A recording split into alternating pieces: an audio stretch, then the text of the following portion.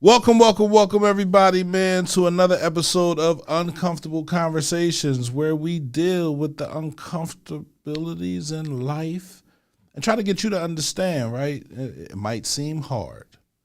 It might be a little daunting, but it's not impossible. With me tonight, as usual, my very special, my very on point co-host, Drea B. Hey y'all, what's up?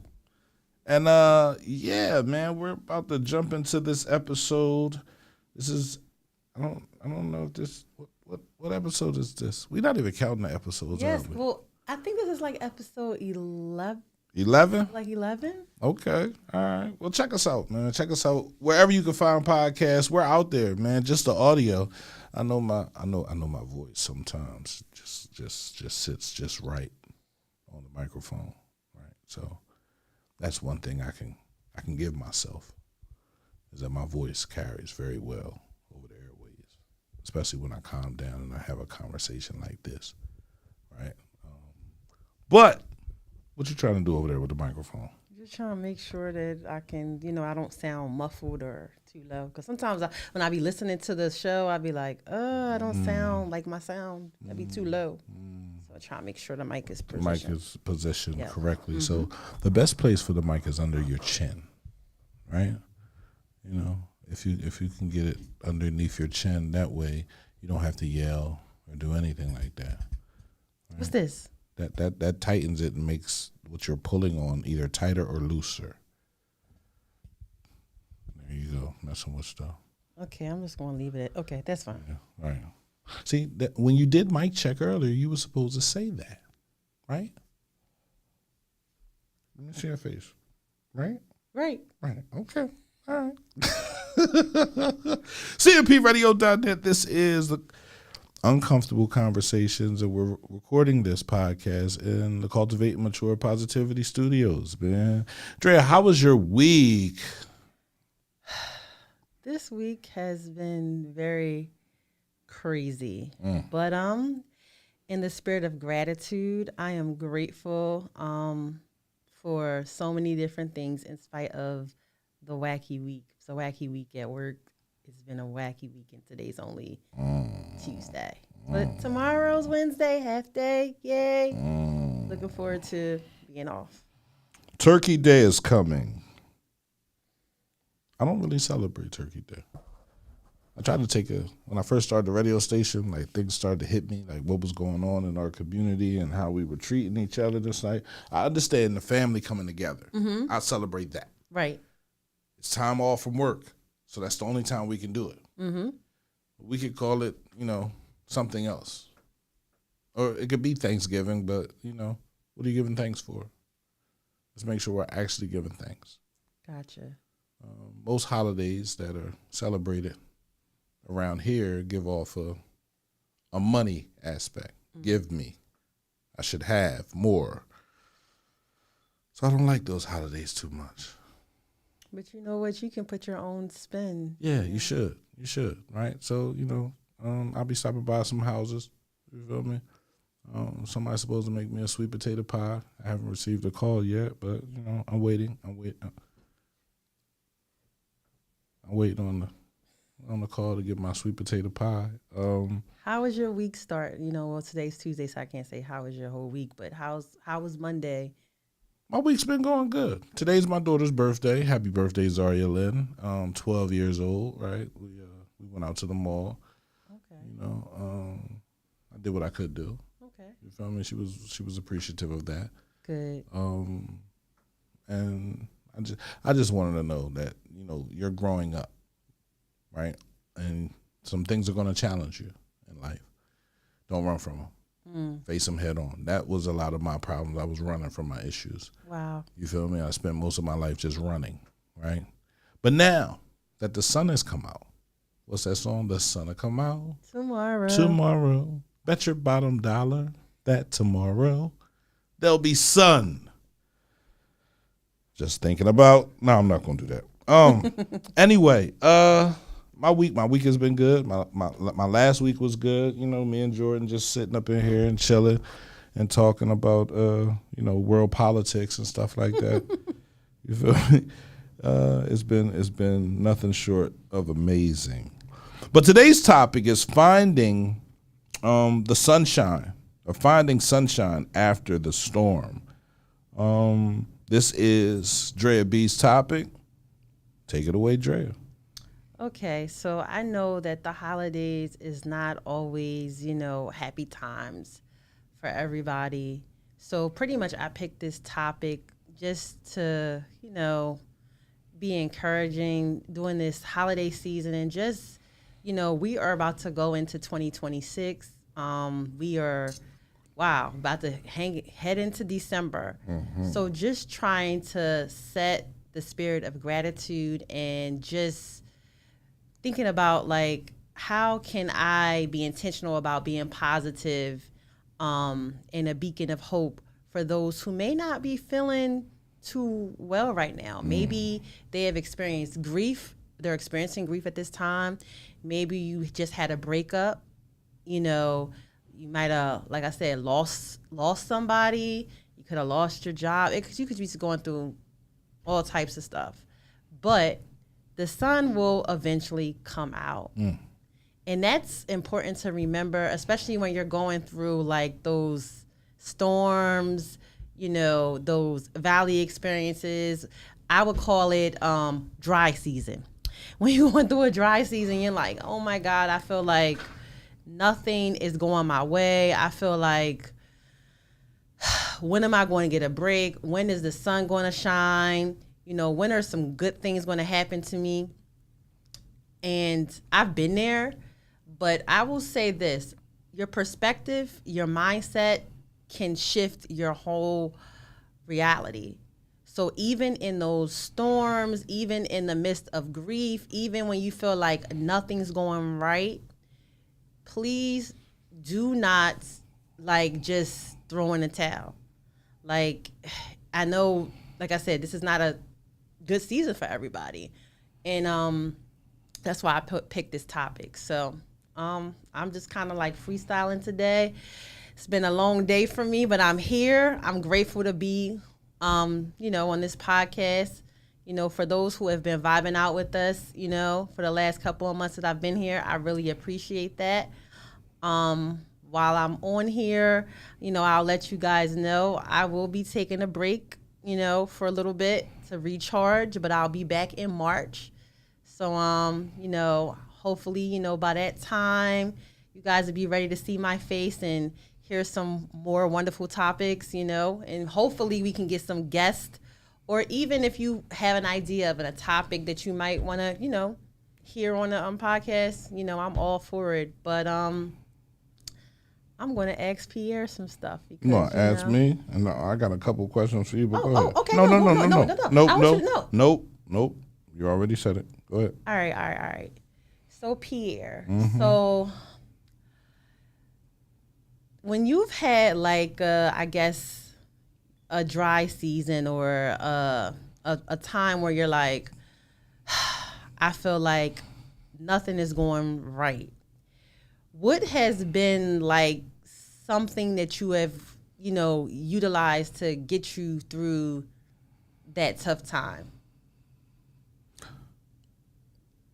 So my tough times have been scattered throughout my life, right? Okay. When I was younger, my dad died. That was a tough time.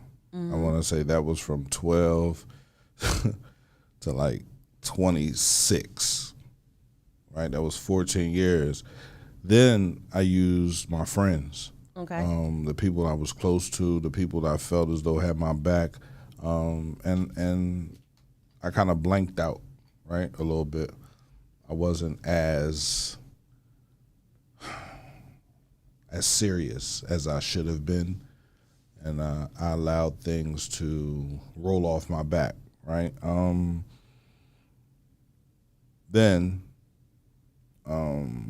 Now my tough time has been last year.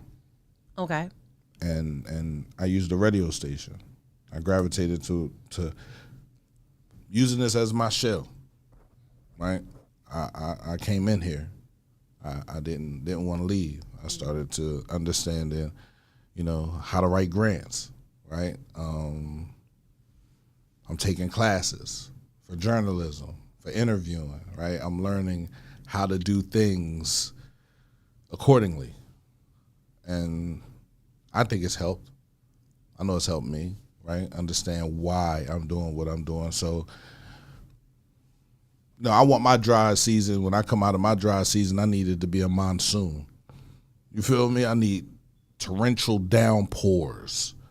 You feel me? Of opportunities, of grace, of love, of everything, right? So I don't want nobody fake standing on the other side of my dry season. And I had to tell people I needed space, right? And I wanted people to respect my space, because if a person tells me they need space, I'm going to give it to them. I'm not going to rob them of having space. I'm not going to push them back into my space thinking my space is safe for you, because I did that before and I end up being hurt. So yeah, for me right now in my season, the radio station has been my saving grace. I got a question for you. Sure. What's the biggest storm you've ever survived, and what did it teach you?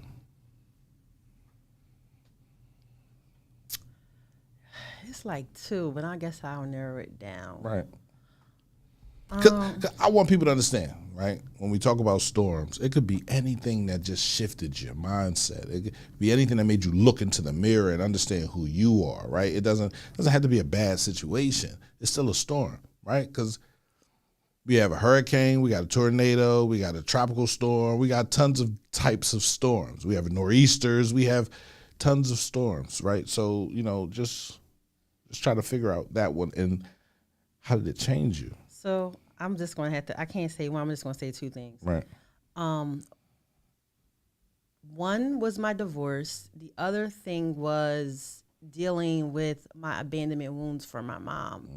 And really coming to grips as far as my mom and just saying, hey, like, you were worthy of love from her, but she didn't have the capacity.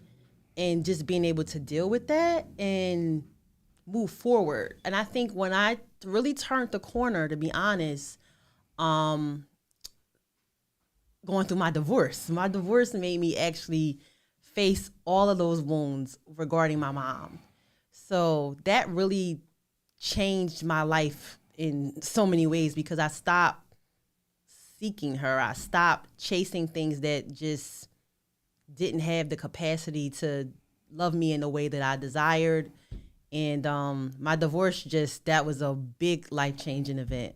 So those two things really changed my life.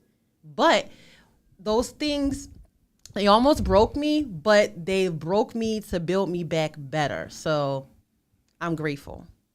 And that's what I've learned in my dry seasons and my depressed seasons, is that everything that we experience in this life, even the most uncomfortable, painful things, there's a lesson in it, there's growth in it. And in the season of, we're going into the holidays, Thanksgiving, for those who celebrate, you have to learn to really just have gratitude in everything. Even when you on your face crying, even when you had a bad day, even when it just feels like you don't have nobody in your corner, even when the shit is just hitting a fan. If you want to get out that hole, you have to find something to be grateful for. And I know this might sound corny, but that shifted my life too, because we can always think about what we don't have, who we don't have, what we should have did differently, what we wish we would have had.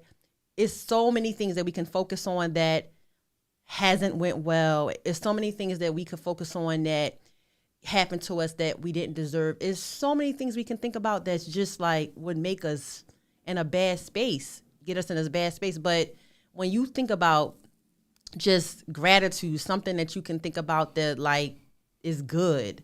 Just being able to wake up and breathe, because some people did not wake up, because this is my mindset now, even though this has been a crazy week already. every day I'm above ground. I have an opportunity to start fresh. I have an opportunity to not only give myself grace, but to give others grace. And even in my personal and professional life, that is what helps me because, for example, if I'm at work, I work with high school students, and say, for example, one of my students was having a bad day and they cursed me out. Now, again, I'm human and I'm flesh. So it's like, okay, I may be, a little disturbed, like this person disrespected me. And I didn't deserve that. That person was having a bad day. But guess what? These are children I work with. So tomorrow's a brand new day. So I can see that same student and speak to them and greet them like you didn't just cuss me out. Not saying that I condone that behavior, but at the end of the day, it's like I'm going to give you grace because you could have been having a bad day. Mm-hmm. You know what I'm saying? And it was hard for me to like shift to that perspective and be like, okay, I'm not going to hold this grudge because this person might have, spoke to me in a way that I didn't like. I'm not going to hold this grudge. But just realizing that every day is a blessing and not holding things, for days and days and days against people, that has really helped me too.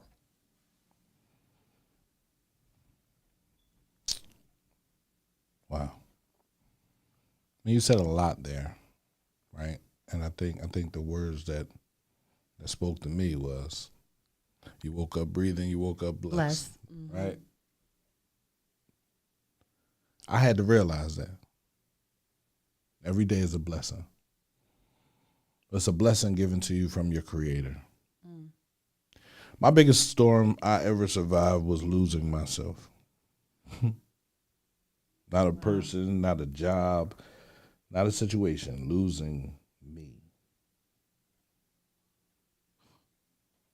I went through a season where pain was like normal, man. Like every day was painful. Every moment, every situation, every new encounter was painful because I was missing myself. And I didn't know it, right?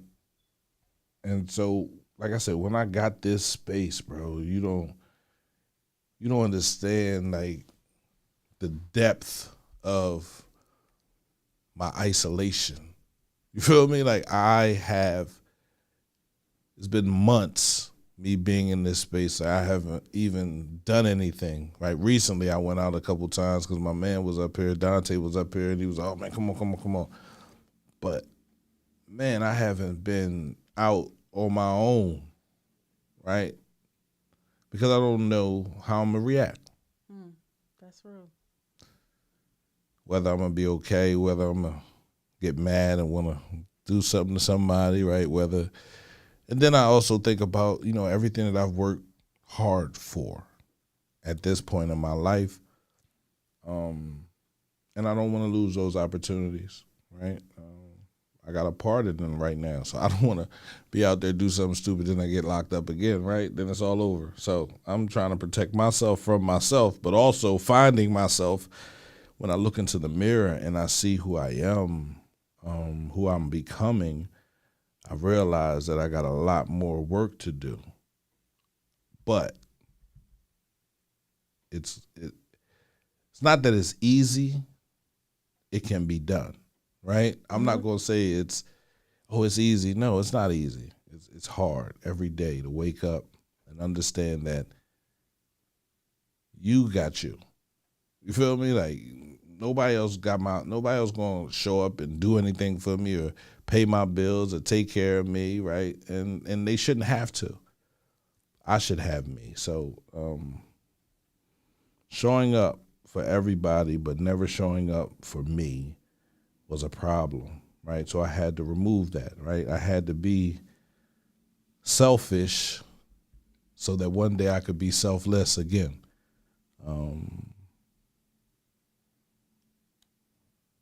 I thought survival was strength. It's not. It's really not.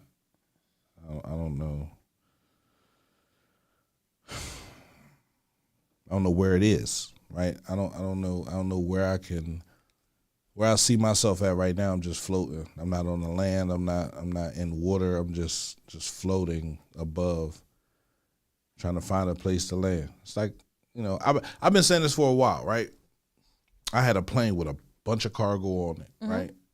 For 4 years, I had the jobs, the radio station, showing up, doing things, going live, doing different things, and that takes a toll on a person.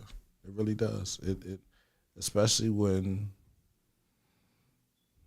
and I'm not saying this because I need compensation, especially when there's no compensation in it, right? Now, a person that is out there doing things to boost their image, it's okay, but I was out there boosting other people's image. You feel me? Like, so it became very taxing. But in all of that, I lost myself when my mom passed away, and I realized that I was gonna say something to somebody I was gonna regret, and I didn't want to do that. So, I have a question for you. go ahead. So, I think it's safe to say that I think we're both in places where we are becoming the people that we want to be.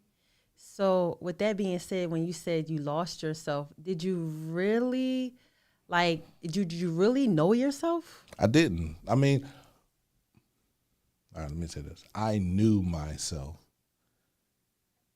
but at 12 years old, I lost myself. And at 26, I caught up to myself, but I really didn't know myself enough to tell myself what to do. So I came home, I got a job, I started working, right? I was always trying to find my thing. What can I do? What's special about me? And then my man called me up one day. He was like, yo, Pete, you know what I noticed? I seen you out today talking to the young boys, bro. Like, why you not doing radio or nothing like that? Because you always got something to say positive to the kids. You always putting them in a good position. You feel me? I was like, bro, like, I ain't got no money to go back to school. Then 2 years later, I went to therapy, right? And the therapist sat there and he told me, he was like, bro, it ain't about, you just need to do it to get it done, right? It's not about doing it for perfection. It's doing it to get it done. And when people do things to get it done, then they have time to go back and perfect it and get it right and do it right and give it right and say it right. And so it's like, it's practice. So why you not practicing? I said, wow. So for me, if I'm being real, right, I walked out of my storm just functioning. Okay. Not really healed, right? And that's real. You could do that. That could be an issue. You feel me? Because to be healed, bro, you gotta say no to some things, right? You can't be still in the same circle talking about, no, I don't do that. Nah, bro, you gotta move away. You gotta find new friends. You gotta find new likes. You gotta find new wants. You gotta find new desires, right? If you're not looking for those things, right, what are you looking for? Wow. That made me think of something like old habits die hard. Boy. When you are trying to shift and change certain behaviors and like, say if you were in certain environments that triggered certain behaviors, it's like, and you kind of want to hold on to certain things because it's comfortable. You know what I'm saying? And then, knowing that that's comfortable, that's comfortable for me, but it may not be good, and having to move away from those things, it's very challenging. And I will say it was easier for me to be toxic than to be whole. It feels much better being whole, but it takes work. It takes more work to be healthy than to be unhealthy. And a lot of people want certain things, but don't want to put the work in to get those certain things, and then don't want to put the work in to keep those certain things. Because it's one thing to get, and it's another thing to be able to obtain and keep that. Right. So that's it's a challenge, but it's a challenge that I'm up for. So yeah, I had to let the guilt that came with choosing myself. I had to let that go. Right. I had to let go of the need to be understood. I had to let go of the people who only loved the broken version of me, right? Because it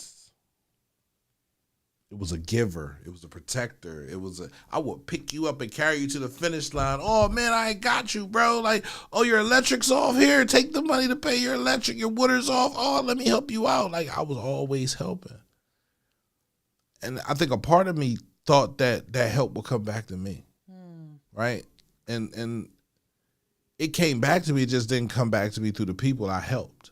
Came back to me in other directions. You feel me? And it was like, well, I never did anything for you. So what, bro? Like, I see what you do. I see who you help. I see how you helping somebody. Right? I got you. Wow. I had to let go of trying to prove my worth to people that really didn't deserve it. I had to let that go, right? Because I was chasing myself and didn't even know it. Chasing my tail, running around in a circle. But there'll be somebody in the middle of me while I'm chasing, and I'll be like, yeah, I want you, I want you, I want you, I want you, I want you.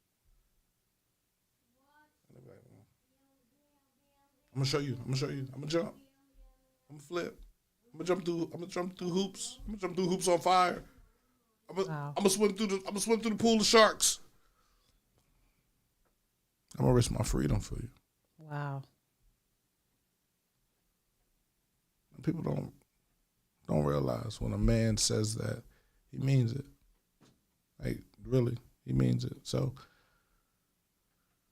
it's painful when you're in a space by yourself, right? But God gave me a gift of this space, for this space, this Jordan. Right, it's her, right? It's her smile. It's the way she look at me when she wake up in the morning. It's the way she look at me before she go to bed at night. It's the arguing we do throughout the day. Like I said, we be here talking about politics. That's her. Right.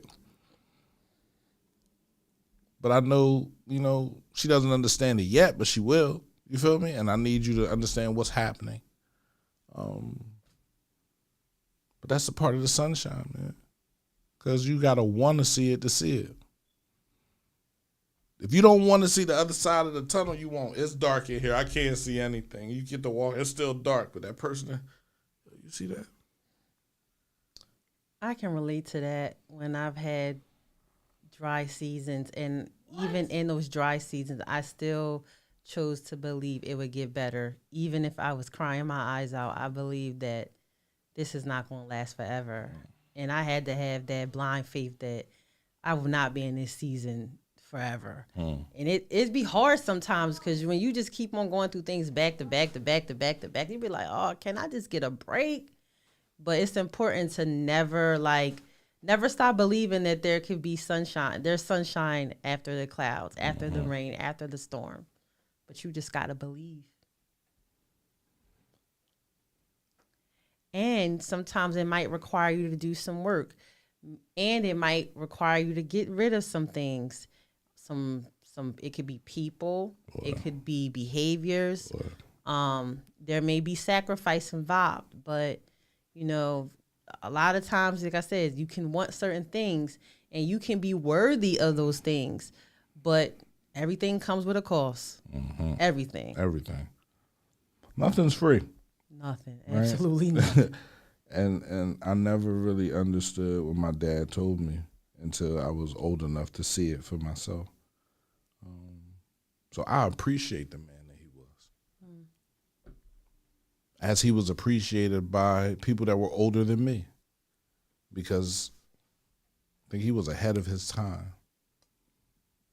The way that he molded the community, the way that he talked to the community, the way that he saw the kids, and he would chase them through the Benjamin Banneker, man. This was at that time, he was probably 34, 35, you feel me? I wish I could run like that at 34, 35, like chase people through buildings and all that good stuff. Take them over to the Memorial Park with a soccer ball and tell them that one day soccer's going. He ain't lying, right? Everything that's happening in our community right now with soccer teams and Philadelphia Union, FIFA World Cups coming here, right? The involvement that the community can have. We can't keep begging for people to come and find us. True. Sometimes we got to put the work up front so people can see it. If that takes a little while, then that's cool, but you understand that they're seeing your work.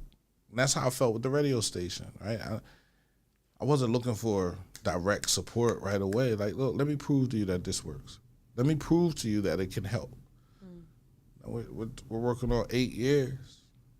Like, there were people here before me doing the work, but the last 8 years, have things gotten better? Absolutely. Have things changed? Without a doubt. How does that work? That works. That's a testament to everybody involved, not just me. It worked because we worked together to work it. So I'm still in my tortoise shell, right? Because I don't want to be a snapping turtle. You feel me? Like, I don't want to be snapping people's hands off and breaking bones and all that other stuff. So I'm trying to learn after this year, this January, it's gonna be different around here. But anyway, December 13th, we're doing a Uno situation. You don't go. When do you? You'll be there. I'm gonna try to make it. Yeah. December 13th, Uno's. You feel me? We'll be there. Send me a text or something to remind me, please. I got you. You know what? Before you say something, I was listening to you talk about your father. Even though he died when you were young, it seems like you have some of his qualities. You said like he was someone that was, good with children and pretty much active in the community, trying to, mentor in his own way to kids. And I feel like you do the same in your own way. So it's crazy how some people that we have in our family, may not have been around long, but we still have like some of their characteristics that we didn't even get to experience for a long time. He left a lasting impact on me, right? And that's what I had to do. I was upset for a long time, bro. Like, why you take my dad? Not only did you take my dad, but you affected my mother. Not only did you affect my mother, but you affected my aunt, right? You affected my cousins. You affected a lot of people. You affected my father's side, his father, his brothers, right? I scratch my head all the time because I'll be trying to figure out why. Like, and I was mad at God for a long time, bro. Like, fuck it. I'm out of here. There have been times I've moved my head just in time to miss a bullet. Wow. Times I've bent over. Times I've moved out the way. You feel me? Like, it's just like somebody was there protecting me. And it's like, okay, all right, I'm listening now. I was locked up and I realized it, right? I said it was my father, but it could have been God saying, I told you, dummy. Now what you gonna do? I'm looking out the window. I see the same 3 people I saw when I was 8 years old and asked my dad, can I go outside? Like, that's not coincidence. So I had to catch myself, right? But again, like I said, I came out functioning. I wasn't healing. I didn't heal from that situation. So it was other situations that ended up popping up that I needed to heal from because I began to use my pain to get other things. You know what I mean? And the pain, like, I didn't give you that for that. I didn't give you that blessing for that. Like, what you doing? You know you're using it wrong. All right, you want to use it like that? This is what you're going to get. Wow. And that's real. Like, super real. And it hurts a lot, too. You feel me? When I think about what I could have been if I would have listened, where I could be if I would have paid attention. It's like, damn. The beauty is that you have children, so the things that you may have fell short in, like, you get a chance to, see your kids and, some of the things that you may wish you have done, some of them may do some of the things that you wish you would have done. So you can live kind of vicariously through some of your children. I realized that I wouldn't be in this spot right now, sitting behind this microphone, if it wasn't for my father. right? And so I asked myself, what did I see in my father that made me want to be like him, right? And I prayed that my children could see that in me to make them want to be like me. The me now, not the old me, not the drug dealer me, not the cheating P, the me now, the community-driven person, the person that wants people to communicate, to talk, to share information, the person that wants all of the people in the community to work together to get this shit done, because nothing happens individually. It's a group thing, bro. Like, look, one fist, a whole fist. You understand what I'm saying? So it's like things happen when they come together. Things don't happen if we do them individually. There's never been anything ever done by anyone individually. Never. Name one. Michael Jordan didn't win all them championships by himself. Bill Russell didn't win it by himself. Yes, he was a talent, but he had other talent around him to help him. So, what are we supposed to do? We're supposed to work as a team. We're supposed to help each other. We're supposed to bend over and pick up your other person. If he falls, pick him the hell up, bro. Come on. But it starts with building trust, because it's like, if I don't trust you, I don't want to work with you. So building rapport is so important. You want to feel safe to be able to lean, to be able to like dive in. I said something last week. I think we were talking about this, where you can't lean on a person that's leaning on a person. And if we didn't say it last week, I said it to my godmother. Okay. My mother was hurt. Mm-hmm. She lost her husband. She lost her partner, the person she thought would always be there. He's gone. Now what does she do? Right? In dealing with death, What she said? I'll go ahead in another room, baby. In dealing with death, in understanding that, why are you looking in the room like that? What'd you say? Nothing. Right. Go ahead. In dealing with death, when you don't have when you can't lean up against the right people, and the right people aren't rooted in a belief or something, if everybody's swaying like the tree, you're going to sway like the tree. Because there's no stability. No stability. If you have a child, you have to hold, that's the least you can give your child is stability. The very least. That's the minimum thing you should give. If you look up what's the periodic, what's the table, like the growth, what's the bull name? I can't think of his name. But he has the bottom level, and then he has the next level up. I think I know what you're talking about. I just can't think of right. it off of my head. Stability, food, somewhere to shelter. Before you can give love, you got to be able to give the basic needs.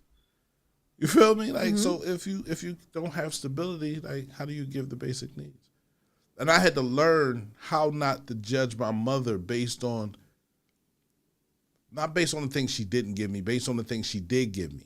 Like, how not to look at her bad and be like, oh, my mom taught me how to forgive. My mom taught me how to love. My mom taught me how to stand up on my own and fight. You feel me? My mother taught me how to communicate. You feel me? Even though I learned something from my dad, but that was 12 years. My mom ironed my communication skills.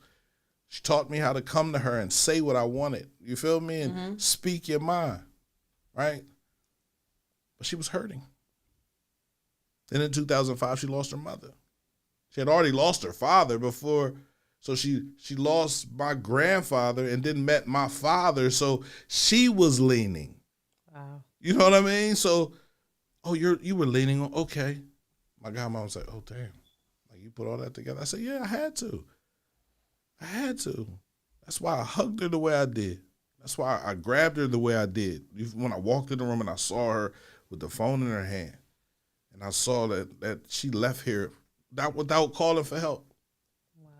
But help couldn't get upstairs to her. I said, thank you. Right? I was hurt. That was my pillow. That's where I laid my head. Now I'm laying my head on rocks. You feel me? Trying not to land on a sharp one, right? Because those are the people that I associated with before. So for me not to be able to lay my head on rocks, I have to go into my shell. It's protection, not only for me, but for you. Wow. Because I be holding back from doing a lot. I don't like to do that stuff. It's not nice. So I came out functioning. I didn't come out all the way healed. Going back to therapy, sitting and listening, right? Trying to do the shadow work, getting in the room where my shadow is, and I say, it's dark in here. How can you see a shadow in the dark? You got the whole room. I need to go out here and get some more light before I come back in this room, right? Just a light piece on my chest, just something. I need to figure that out, right? And I'm still trying to go back into that room and do that. But it's hard, right? Because it's not that I'm not capable, I'm just not ready, right? I'm not ready to go in there and deal with that because that's going to be another,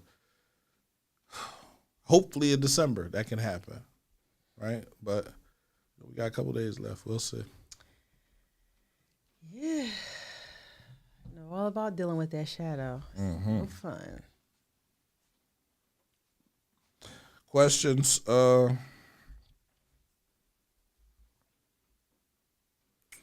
What's the most uncomfortable part of healing that nobody prepared you for?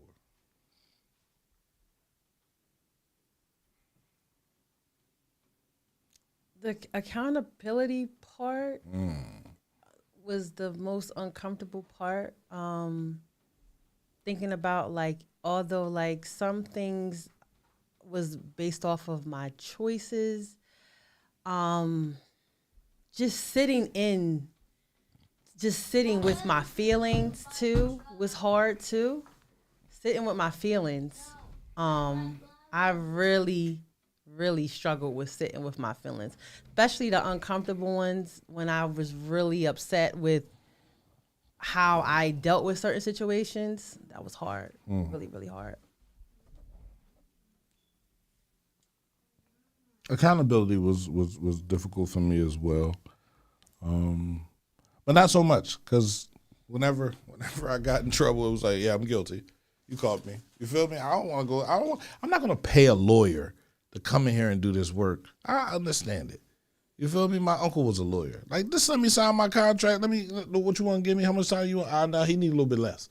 You feel me? Like, but I'm guilty. I did it. You caught me. Like, I'm not fighting it. That's why we got to go to court.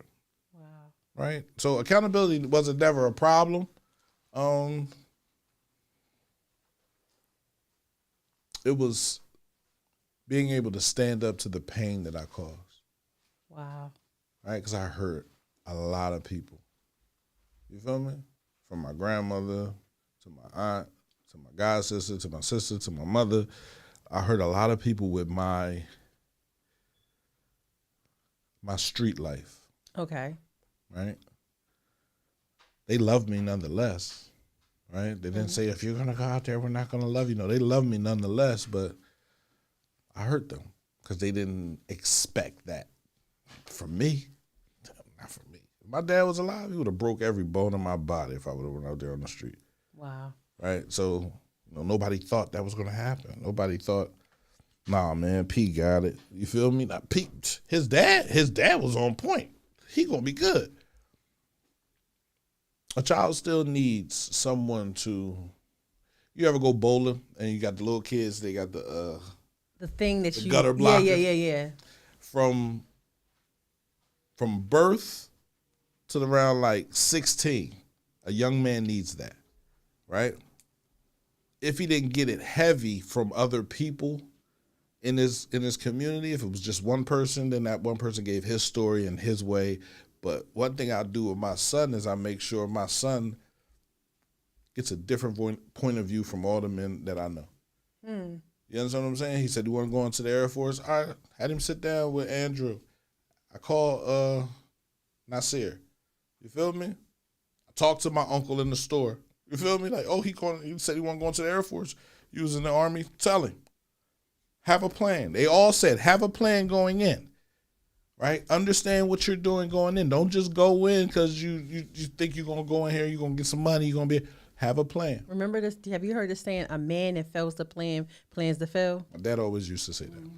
Proper planning prevents piss poor performance. I push that onto my son. I make sure he understands what that means. I got a blessing. I'm 8 years older than my dad was, right? He died at 37. I'm 45. I don't know how long I'm going to live for, right? Start rubbing my chest.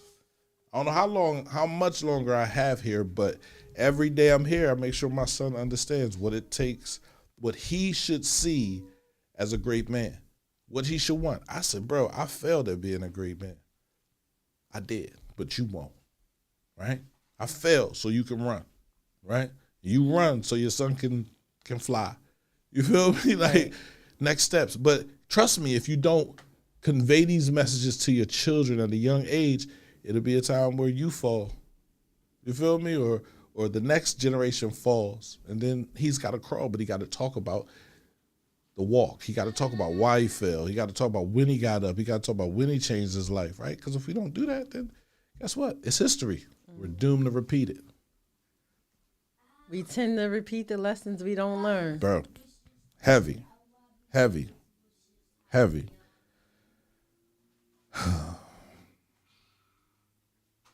Sunshine, right? You were talking about accountability. Finding sunshine after the storm is important, right? It's you think it's freeing, right? When you finally feel the sun, the heat from the sun. Like, I like doing my videos in the morning when the sun is right on my face. I literally feel the heat, and it's like, oh, right? Because there was a time where I didn't get any sun. You feel me? Like, I didn't want no sun. I didn't want the sun to shine on me. You feel me? Like, now I'm looking for that when I'm able to get up that early. Some mornings it just be like, I'm staying asleep. I gotta get a CPAP machine, man. I got sleep apnea. Went to the doctor today. Oh, no. Yeah, that's probably why I've been a little drowsy and don't want to wake up in the morning. I said, oh, okay. Yeah, because you're not getting the maximum oxygen when you're sleeping. So I ain't sleeping. So that's probably why my brain be all foggy and you feel me? That's probably why I have my strokes. You feel me? Like, all that stuff leads to that. I'm glad you're getting a handle, getting something to help you. Yeah. I'm gonna get a colonoscopy. Yeah, take care of that help. Want you to be around for a long time. I don't want to be around that long. But anyway, how does it feel when you feel that sunshine? When you feel that heat? Feels good. I feel like when the sun shines, I be like, "Whew, I done been through the storm. Thank goodness the sun is shining again." Whew, 'cause man, I need some sun. But you can't appreciate the sun if you haven't been through some storms and some rain and some turbulent, Weather. times, weather. Yeah, so you tend to appreciate the sun more when it finally does shine on you. It does. It feels good, right? I say I wasted a lot of time, and I apologize to my kids every time they come over. I'm like, I'm sorry. We weren't able to go to the park and play around and do all those things. I was really battling depression. I was really depressed, right? What I thought would be there wasn't. What I needed to be there really wasn't. And what I wanted to be there was already gone. Wow. So how can I figure anything else out? How am I supposed to know who the hell I am if the things that I want, need, and deserve aren't even available for me? So I went to the doctor, right? He was like, yo, are you depressed? I said, yeah, doc, everybody depressed. I said, good answer. I'm glad you said that, right? I said, everybody deals with depression. Right. We all deal with these things, right? But it's how do we grow from it? Right. So I constantly want to grow every day. Just even if it's just 1%, right? It's gonna make up, and I'm be able to share it with my son. Right. That's all I want. That's all I want. Questions. I got some questions for you. Okay. Hold on.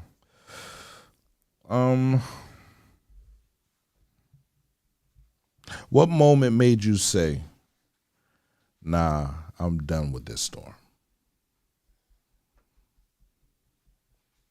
I got tired of being tired. You ever get to a point where you just, I'm sick and tired of being sick and tired?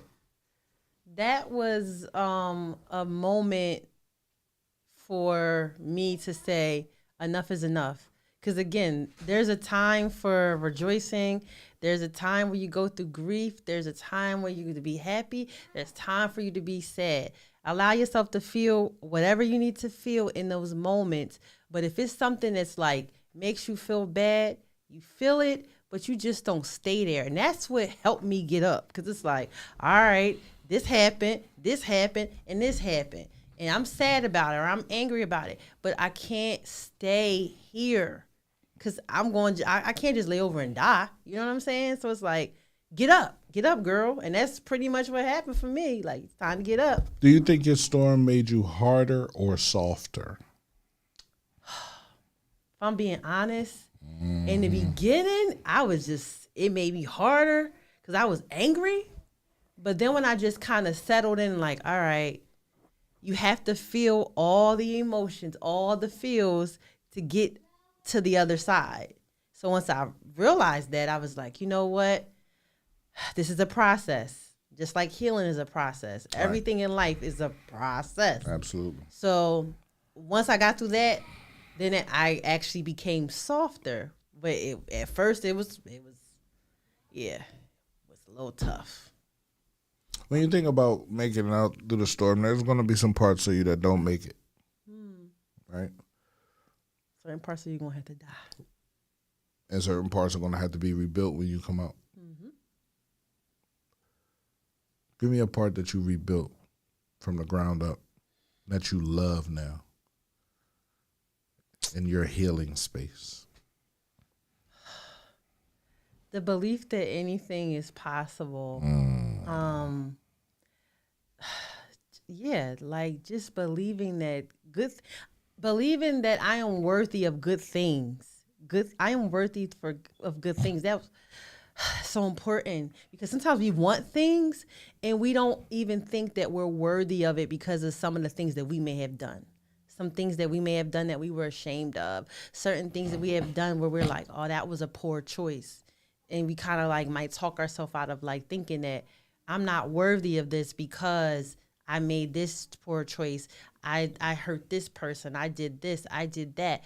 But once you start forgiving yourself, because you got to forgive yourself, and then you also got to give yourself, grace. And you also have to be able to forgive others that may not ever tell you sorry. That's so important. Sometimes when people hurt us, we expect to like elaborate sorry or apology, and sometimes you ain't gonna get that shit. But being okay with that, like I don't need a person's apology. I'm still going to forgive. I'm still going to give grace.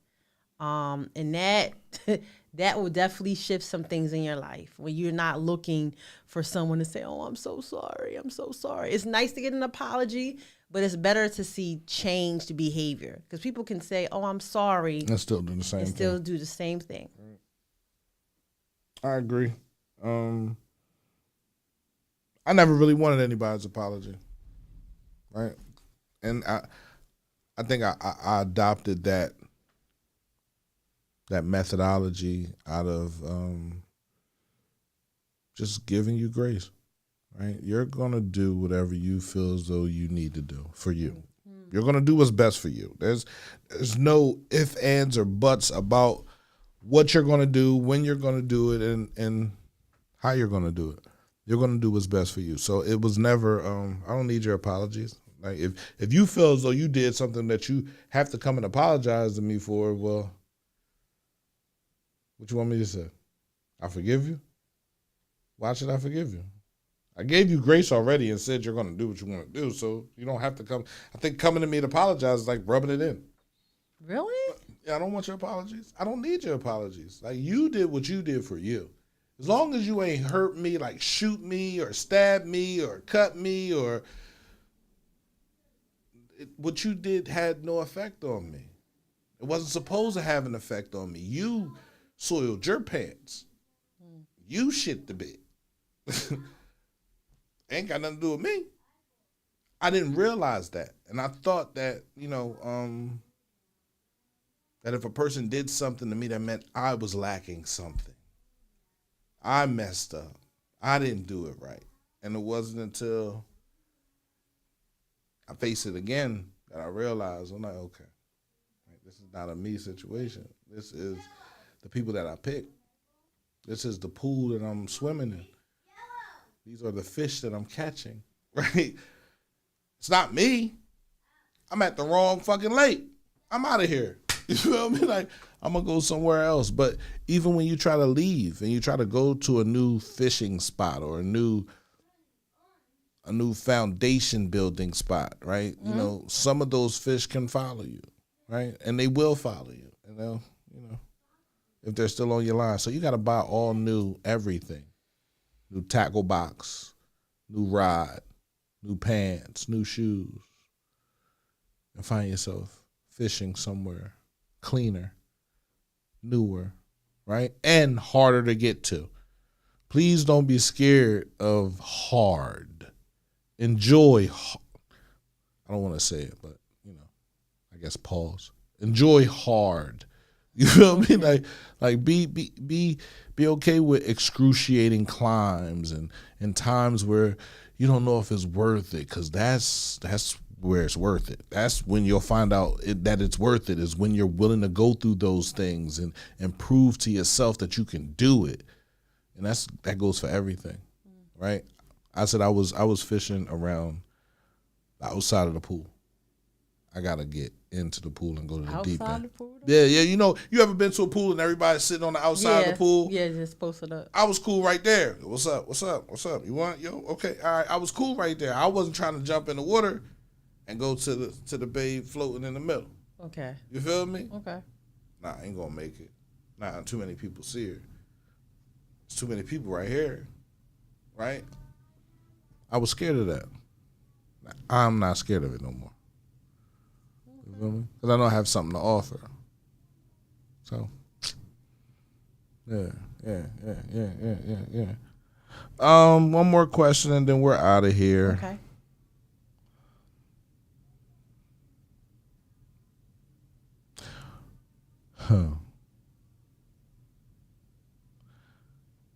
What boundary saved your life or your peace? What boundary? Yeah. I can't say one particular one. I think starting to have boundaries, because my boundaries were very poor. Right. And I feel like my boundaries were very poor because I was just, again, we already talked about this, like wanting to please, wanting to be accepted, wanting to not have people mad. So it's like I would say yes when I wanted to say no. So now you say no. So now I say no. That's the boundary that saved you. Yeah. Right? Because if you didn't apply that boundary, you'll still be dealing with the same things. True. Right? So your boundaries pop up to save you, right? You can't be like, I just start using boundaries. No, I did too. Recently. Right? Well, I like this. This is nice. No. I learned to say no, and it doesn't have to be like with an attitude. It's just no. That's a whole fucking sentence. You know what month it is, right? Yes. What's the month? November. November, right? No. November. No. I can't. I'm sorry. I'm busy. I can't. I'm sorry. I got things to do. I can't. I'm sorry. I was asleep. I can't. I'm sorry. I can't do it. No. And if you're scared of the word no, because you're scared your friends are going to walk away from you, if you're scared of the word no because you're scared your partner is going to walk away from you, if you're scared of the word no because you're scared your parents are going to disown you, if you think that way, they will. But if you're confident in your no, listen, I can't do that for you right now. I got a lot of bills due. You feel me? I got to take care of some things. And honestly, you don't even have to explain yourself, because no is a fucking complete sentence. It's the if and buts about it. No. One. You asking me to explain my no? I just said no. Well, I need to know why. Why do you need to know why? Because you're trying to control me? Because if I say why and you don't agree with my why, does that turn it into a yes? No, it's still no. So, congratulations. Thank you. Anything you want to say before we get up out of here? Just that I hope everybody has a peaceful holiday if you do celebrate Thanksgiving, and I hope that everybody is safe, and that's pretty much it. Hey there. Boy.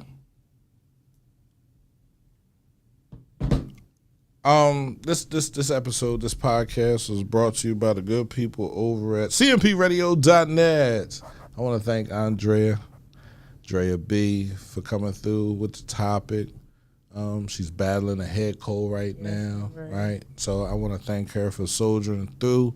Like we mentioned earlier in the podcast, we'll be taking a break from December through March. Our last show is December what? 2nd? 2nd. So that's also Giving Tuesday. So, we'll be doing a telethon that day. We should be done by the time you get here. If we're not, I'll give you a call and let you know. But we should be done. Okay. Yeah, we got about 6 hours or 2.5 hours. Yeah. So we're starting at 9. We should be done by 5. Anyway, I just want to thank everybody, right? I want to tell you, just because you're going through a storm right now doesn't mean it's over for you. That storm could be anything. That storm could be addiction. That storm could be a bad relationship. That storm could be animosity between you and your kids. It could be anything, right? The only way through it is through it. Listen to me. The only way through it is through it. So you got to deal with it. Andrea says something every show. You can't heal what you don't reveal. And sometimes we need to stop lying to ourselves. We need to be honest, forthright in our conversations to ourselves. Self-love is imperative. Facts. Right? Without self-love, you can't love anything. You can't like anybody, right? I didn't have a lot of self-love, right?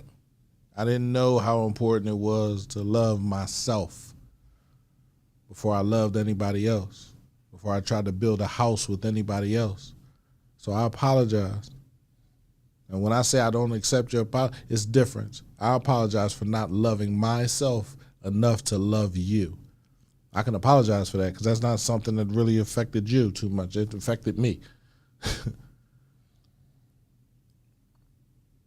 But I want everybody to understand the importance of loving yourself, of respecting yourself, of trusting yourself, of believing in your dreams, because that's more self-love too. All this stuff is encompassed in self-love. If you love yourself, you'll believe in your vision. You won't let nobody change your mind. You'll fight for your vision. You'll fight for what you see that nobody else sees. You'll keep fighting until the day you can't fight anymore. But love yourself. And I'm not talking about like that. I'm talking about really. Talk to yourself. Look in the mirror. Tell yourself you're great. I'm awesome. I can do this. There's not a lot of things I can't do.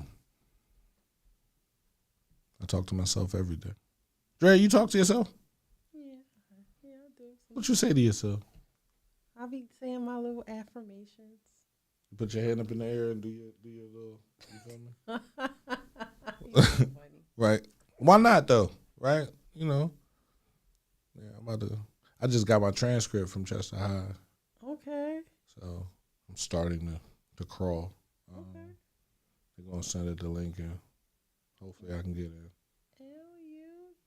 Do these classes. The only reason why I want to do it though. Anyway. CMPRadio.net. This is Uncomfortable Conversations with your host, Uncle P. Andrea Beal. And reminding you every day, right? Conversations don't have to be uncomfortable. They're better when they're uncomfortable. Facts. They're healing when they're uncomfortable. They're full of love when they're uncomfortable. So have uncomfortable conversations with your partner, with your mother, with your brother, with your auntie, With your friends. with your friends, with your uncle, with your drinking buddies. Have uncomfortable conversations. That's the only way we heal. CMPradio.net, man. I want to thank y'all for tuning in again, man. This has been a great episode. I want to thank Drea for coming up with the topics. I'm going to miss her. I don't know what I'm going to do from December to March. Like, you know, she got me over here trying to figure out. I got to do something, though, right? Maybe I'll do uncomfortable conversation shorts. Okay. And we sit here and we have conversations and just be me. That'll be ugly. You'll figure it out. Yeah, I am. Because I still want to be able to put stuff out on the Yeah, it's the content. So, yeah. So, anyway, CMPradio.net, man. This is Uncomfortable Conversations. We're signing out. We want everybody to enjoy their Thanksgiving holiday. Don't eat a lot of turkey. Just talk to your family. Anything else you want to say before we get up out of here? No, sir. All right. We're gone. Bye. Peace.